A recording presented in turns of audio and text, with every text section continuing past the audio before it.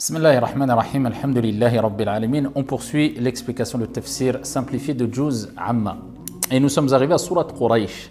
Allah subhanahu wa ta'ala nous dit A'udhu billahi minash shaytanir rajim. Bismillahirrahmanirrahim. Li-ilafi Quraysh. Ilafihim rihlata ash-shita'i was-sayf. Allah subhanahu wa ta'ala, il rappelle que c'est lui qui accorde la sécurité. C'est lui qui accorde ses bienfaits. C'est lui qui te permet d'avoir des bienfaits quotidiens que tu banalises quelquefois, donc ne l'oublie pas. Et il rappelle cela avant tout au Quraysh, mais c'est un message pour l'ensemble des gens. Et il nous dit dans cette sourate, Li-ilafi Quraysh, qu'on pourrait traduire, traduction du sens.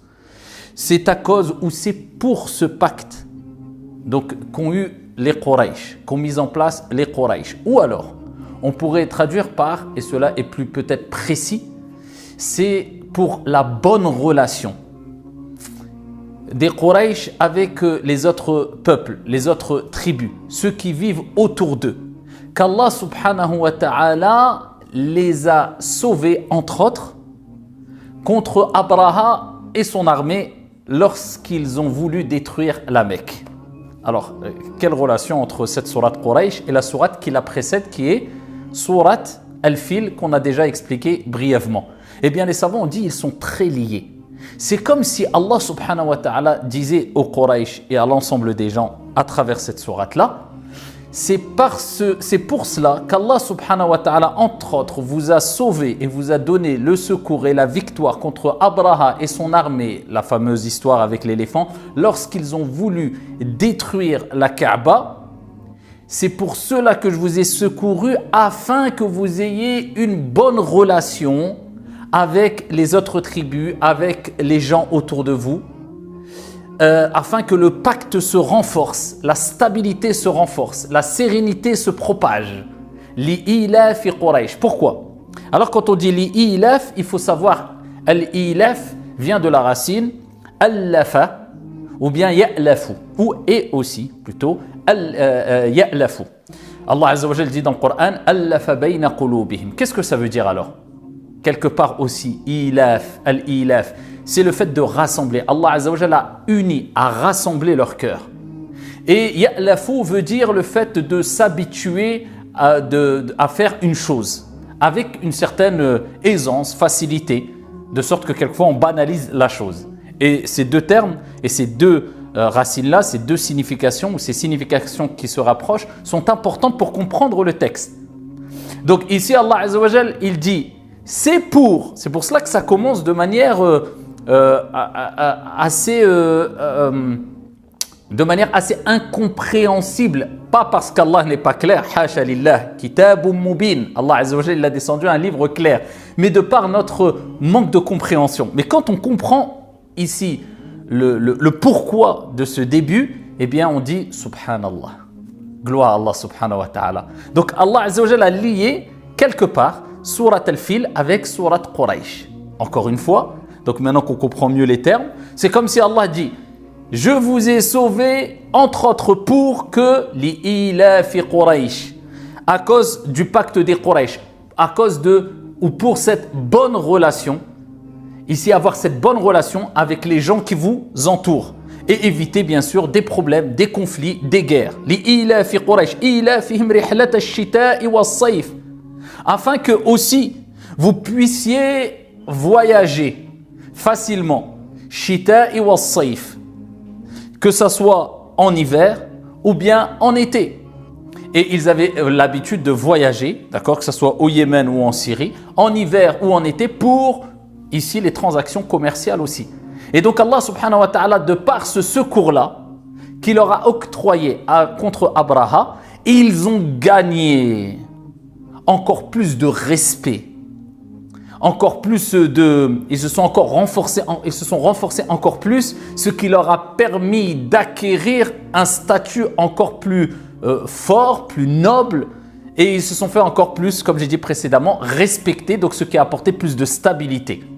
Eh bien, cela leur a permis d'avoir, rappelez-vous, on a dit que Al-ilaf vient de ya'lafu, donc rassembler, mais aussi allafa, pardon, et ya'lafu, c'est-à-dire aussi avoir l'habitude de faire une chose. Donc ils ont eu l'habitude de faire avec aisance, avec facilité, ces voyages en été et en hiver, de par leur statut, ce statut qu'ils ont gagné, d'accord, à travers le secours qui a attiré l'attention de tous les peuples qui étaient autour quand ils ont entendu cette histoire de Surat al-Fil, l'éléphant, se sont dit respect. Et donc cela leur a permis de voyager avec aisance et avec facilité, avec habitude.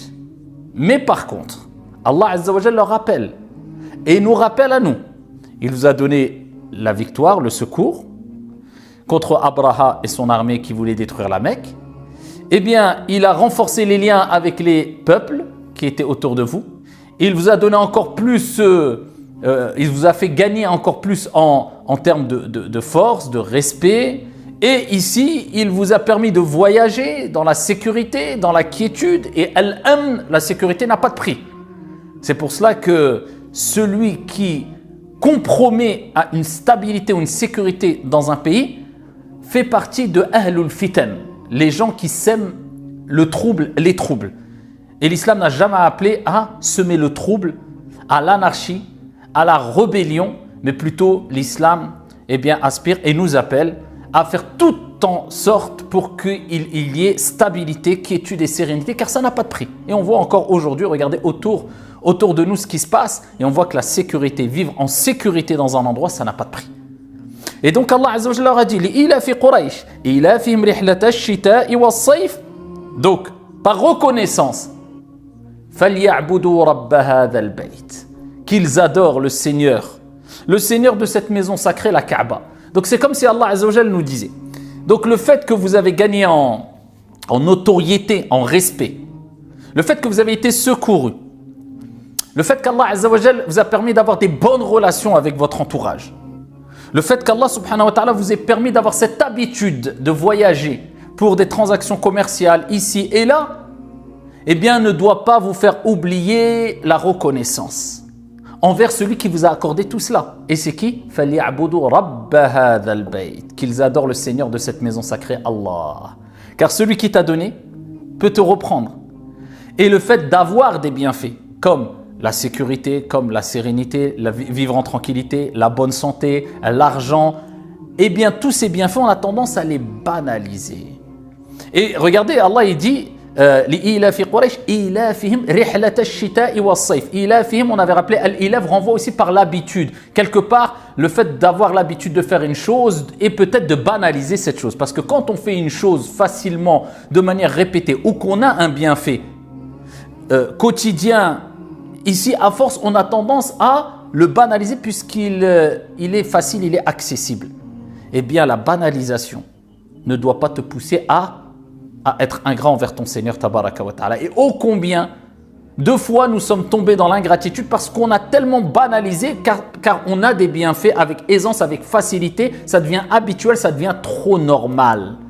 Et on n'est même plus reconnaissant parce que pour nous c'est quelque chose d'acquis, c'est quelque part un dû.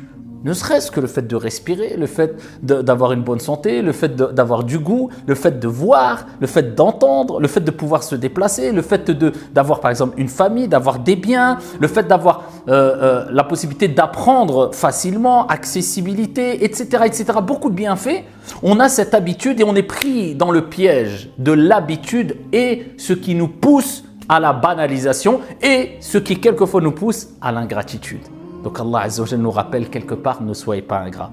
Soyez reconnaissants et il n'y a pas meilleur moyen d'être reconnaissant que d'adorer son Seigneur comme il se doit, autant qu'on peut, de la meilleure manière possible.